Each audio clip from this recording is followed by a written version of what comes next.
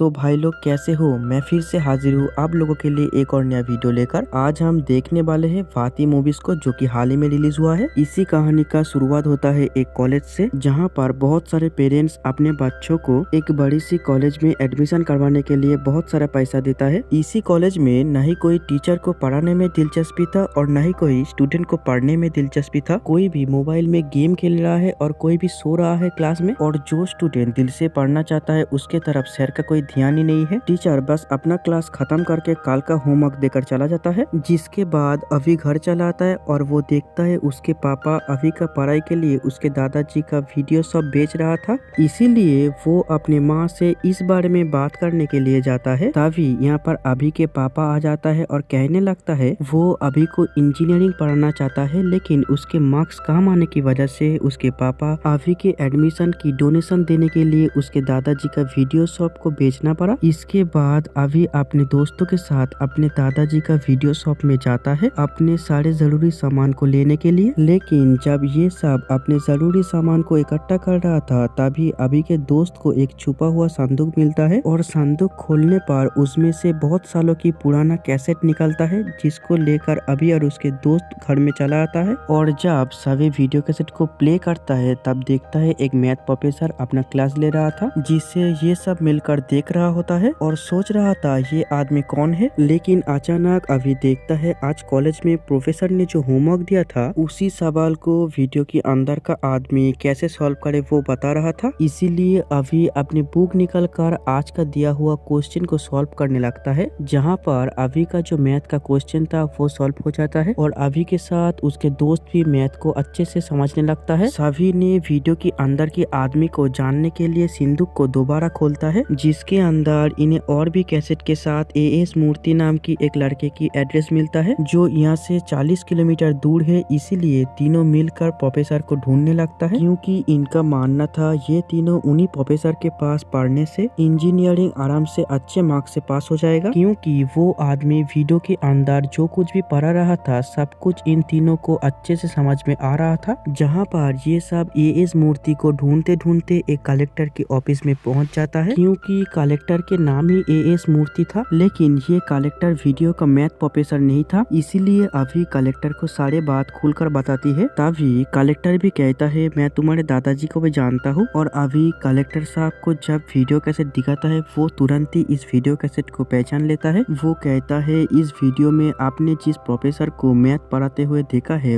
वो हमारे बालू सर है। तभी हम सब बालू सर को पहली बार के लिए कलेक्टर के ऑफिस में देखते हैं। जिसके बाद हमें फ्लैशबैक में 1993 को दिखाया जाता है, जब देश की आर्थिक हालात धीरे धीरे सुधर रहा था। उसी टाइम पर शिक्षा एक अहम जरूरत बन गई। इंजीनियरिंग और एमबीबीएस जैसे प्रोफेशनल कोर्स की डिमांड धीरे धीरे बढ़ने लगी। इसी डिमांड का फायदा उठाने के लिए कुछ लोगों ने इसे बिजनेस बना लिया। इसीलिए हर शहर में प्राइवेट जूनियर कॉलेज को सेटअप कर दिया गया, जिसमें बेहतर एजुकेशन के बदले अपने फीस बढ़ाने लगे। और उधर गवर्नमेंट कॉलेजों में लेक्चरर को पैसा ना देने की वजह से धीरे धीरे गवर्नमेंट कॉलेज बंद होने लगी। और जो स्टूडेंट प्राइवेट कॉलेजों में पैसा नहीं दे पाया, उसके माता पिता 1998 में आंदोलन करने लगी। इसी का फायदा उठाया इंडिया के तमाम नेता और मंत्रियों ने। इसके बाद हमें एक इंटरव्यू में श्रीनिवास त्रिपाठी नाम की एक आदमी को दिखाया जाता है, जो त्रिपाठी एजुकेशनल इंस्टीट्यूशन का चेयरमैन होने के साथ साथ प्राइवेट जूनियर कॉलेज एसोसिएशन का प्रेसिडेंट भी था। उसे किसी तरीके से पता चल गया था सरकार फीस रेगुलेशन बिल लागू करने की योजना बना रही थी, जिस वजह से बहुत सारे प्राइवेट स्कूल बंद हो जाती। इसीलिए त्रिपाठी ने एक मास्टर प्लानिंग बनाया और अनाउंस कर दिया जितने भी गवर्नमेंट स्कूल है उन सब स्कूलों में प्राइवेट स्कूलों के बेस्ट टीचर पढ़ाएंगे, जिससे गवर्नमेंट स्कूल कभी भी बंद नहीं होगा। और त्रिपाठी सर की इसी अनाउंसमेंट की वजह से सरकार ने फीस रेगुलेशन बिल को बंद कर दिया। लेकिन त्रिपाठी के इसी अनाउंसमेंट की वजह से जितने भी प्राइवेट स्कूल है सभी का ऑनर बहुत परेशान हो चुके थे, क्योंकि प्राइवेट स्कूलों का बेस्ट टीचर अगर गवर्नमेंट स्कूलों में पढ़ाने के लिए चले गए तो फिर प्राइवेट स्कूलों में कौन सी टीचर पढ़ाएंगे। और ये सारी बात अपने प्रेसिडेंट त्रिपाठी को पूछता है। तभी त्रिपाठी अपने प्लानिंग के बारे में कहने लगता है। जितने भी प्राइवेट कॉलेजों में जूनियर लेक्चरर है उन सभी लेक्चरर को त्रिपाठी ने गवर्नमेंट कॉलेजों में भेजने का डिसाइड किया है। इसके बाद कहानी का मेन हीरो मतलब बालू सर को दिखाया जाता है, जो कि त्रिपाठी इंस्टीट्यूट का जूनियर लेक्चरर था। तभी उनके पास अपने स्टूडेंट का एक कॉल आता है, क्योंकि लड़कों ने कुछ गुंडों के साथ वॉलीबॉल का बेट लगा के हार गया था। इसीलिए बालू सर अपने स्टूडेंट को गुंडों से बचाने के लिए चला जाता है, जहाँ पर बालू सर गुंडों को पैसा देकर स्टूडेंट को छुड़ा कर ले जा रहा था। लेकिन तभी बालू सर देखते हैं उनके स्टूडेंट को चोट लगी है, क्योंकि गुंडों ने इन सभी को बहुत ज्यादा मारा था। और ये देखने के बाद बालू सर ने गुंडों को कुत्ते की तरह धुलाई की। और अगले दिन त्रिपाठी सर ने सभी जूनियर लेक्चरर को गवर्नमेंट कॉलेजों में भेजने की बात करते हैं। वो कहता है गवर्नमेंट स्कूलों में बच्चों को अगर अच्छा रिजल्ट आया तो उन सब टीचर को रिवॉर्ड भी मिलेगा। तभी उनमें से बालू सर कहता है रिवॉर्ड में हमें क्या मिलेगा, जहाँ पर त्रिपाठी सर कहते हैं अगर तुम्हारे सब्जेक्ट में हर एक स्टूडेंट अच्छे मार्क्स से पास हो जाए तो तुम्हें प्रमोशन में जूनियर से सीनियर लेक्चरर बना देंगे। इसी बात को सुनकर बालू सर बहुत खुश हो जाते हैं, क्योंकि उन्हें प्रमोशन चाहिए था। लेकिन त्रिपाठी सर को यकीन था कोई भी बच्चे अच्छे मार्क्स से पास नहीं होगा। अगले ही सीन में बालू सर का पिता नारायण, जो कि एक ड्राइवर का काम करते थे, वो घर में आते ही अपने बेटे बालू को ढूंढता है। तभी उनके वाइफ कहता है बालू कल जाने वाला है, इसलिए अंसारी भाई के वहाँ खाने के लिए गया है, जो एक रिटायर्ड टीचर थे। और बालू सर ज्यादा ही टाइम इनके घर पर ही बिताते थे, जहाँ पर बालू सर के पिता नारायण अपने बेटे की तरक्की के लिए बहुत खुश थे। और अगले ही दिन सभी टीचर अपने अपने पोस्टिंग के जगह पर जाने के लिए निकल पड़ता है, जहाँ पर बालू सर की पोस्टिंग तिरुपति कोचिंग सेंटर पर हुई थी। और यहाँ पर बालू सर की मुलाकात कार्तिक जो केमिस्ट्री टीचर थे और ब्लू रेड्डी जो फिजिक्स के टीचर से होती है, जिनकी पोस्टिंग तिरुपति कोचिंग सेंटर पर हुई थी। जिसके बाद तीनों ही मिलकर निकल पड़ते हैं तिरुपति कोचिंग सेंटर के लिए। और बहुत जर्नी के बाद अंत में वो लोग अपने मंजिल पर पहुंच जाता है, जहां पर इनके मुलाकात एक सरकारी पियोन से होती है, जो इन सबको रहने के लिए एक घर पे ले आता है, जिस घर में सिर्फ एक ही रूम में अटैच बाथरूम होता है। और उसी रूम को लेने के लिए कार्तिक और ब्लू रेड्डी के बीच में लड़ाइयाँ होती है, जहाँ पर बालू सर इन दोनों को समझाती है और गेम खेलकर रूम में रहने का डिसाइड करता है, जहाँ पर बालू सर इस गेम को चालाकी से जीत जाता है और रूम में रहने के लिए अपने सामान लेकर चला जाता है। अगले ही दिन जब सब लोग कॉलेज पर एंट्री करता है, उन लोगों की स्वागत बहुत ही धूम धड़ाका से होती है, जिसको अरेंज किया था उस गांव के सरपंच पापा राव ने, जहां पर बालू सर की मुलाकात प्रिंसिपल दीक्षित जी और वाइस प्रिंसिपल सुदर्शन शर्मा से होती है, जो हिस्ट्री और हिंदी पढ़ाते हैं। जिसके बाद ये सब मिलकर एक फोटो खिंचाते हैं। तभी हम वहाँ पर एक और बंदे को देखते हैं, जो और कोई नहीं अभी के दादाजी भूषण जी है। इसके बाद सभी मिलकर पूरे कॉलेज को घूम कर देखने लगते हैं, जहाँ पर बालू सर की मुलाकात मीनाक्षी मैम से होती है, जो बायोलॉजी पढ़ाते हैं। और बालू सर मीनाक्षी मैम को पहली बार देखकर ही उसके प्यार में पड़ गया था। जिसके बाद बालू सर पहली बार के लिए अपने स्टूडेंट से मिलता है, और उसी स्टूडेंट में से एक पापाराव का बेटी भी था। और ये सब खत्म होने के बाद सभी अपने घर पे चला आता है। लेकिन रात में कार्तिक और ब्लू रेड्डी मीनाक्षी मैम किसके होगा इसी बात को लेकर दोनों अपने बीच झगड़ रहे थे। तभी प्यार से बालू सर इन दोनों को समझाती है कि मीनाक्षी मैम मेरी है और तुम दोनों उनसे दूर रहो। लेकिन अगले दिन बालू सर जब अपने क्लास लेने के लिए कॉलेज पर आता है, तब उसके क्लासरूम पर कोई भी नहीं था। इस बारे में बालू सर प्रिंसिपल से बात करने के लिए जाता है और पूछता है आज क्लासरूम में कोई भी स्टूडेंट क्यों नहीं आया, जहाँ पर प्रिंसिपल सर कहते हैं बच्चे कभी भी कॉलेज में नहीं आते, कल सिर्फ आप आए थे, इसीलिए पापा राव ने अपने पब्लिसिटी के लिए कॉलेज में हर एक स्टूडेंट को बुलाया था। प्रिंसिपल के इसी बात को सुनकर बालू सर मायूस हो जाता है, क्योंकि बालू सर हर एक स्टूडेंट को अच्छी तरीके से पढ़ाना चाह रहे थे। इसीलिए बालू सर मीनाक्षी मैम को पूछता है स्टूडेंट क्यों नहीं कॉलेज में आते हैं, जहाँ पर मीनाक्षी मैम को कहना था कोई भी बच्चों का माँ बाप अपने बच्चों को कॉलेजों में नहीं पढ़ाना चाहते। ये सब सुनने के बाद बालू सर हर एक स्टूडेंट के घर उनके पेरेंट्स से मिलने के लिए जाता है और सभी पेरेंट्स को अपने बच्चों को कॉलेजों में भेजने के लिए कहता है। लेकिन इनमें से कुछ परिवार की हालत बिल्कुल भी अच्छा नहीं था, इसीलिए वो अपने बच्चों को काम करने के लिए भेजते थे। जिसके बाद बालू सर पापा राव के घर पे आता है और उसके बेटी को कॉलेजों में भेजने के लिए कहता है। लेकिन पापा राव का कहना था लड़कियां पढ़ के क्या करेगा। तभी बालू सर पापा राव के पास एक रिक्वेस्ट करता है कल हर एक स्टूडेंट के साथ उसके पेरेंट्स को लेकर एक मीटिंग अरेंज करने का। और अगले दिन मीटिंग में सारे लोग आए थे पापा राव के बुलाने पर, जहाँ पर बालू सर फिर से सारे पेरेंट्स को समझाने की कोशिश करते हैं। वो कहता है पैसे कुछ भी करके कमाया जा सकता है, लेकिन इज्जत कमाने के लिए पढ़ाई करना जरूरी है। उसी के साथ बालू सर सारे पेरेंट्स को एपीजे अब्दुल कलाम की स्टोरी एक्सप्लेन करने लगता है। वो कहता है रामेश्वरम में एक गरीब परिवार में अब्दुल कलाम अपने भाइयों के साथ रहता था, लेकिन उनके पेरेंट्स ने खुद बिना खाए अपने बच्चों को स्कूल में भेजा और पढ़ाई में अच्छा होने की वजह से अब्दुल कलाम को इसरो में चांस मिल गया। ये सब कुछ हुआ पढ़ाई करने की वजह से, इसीलिए पढ़ाई करना हमारी जिंदगी में एक अहम भूमिका है।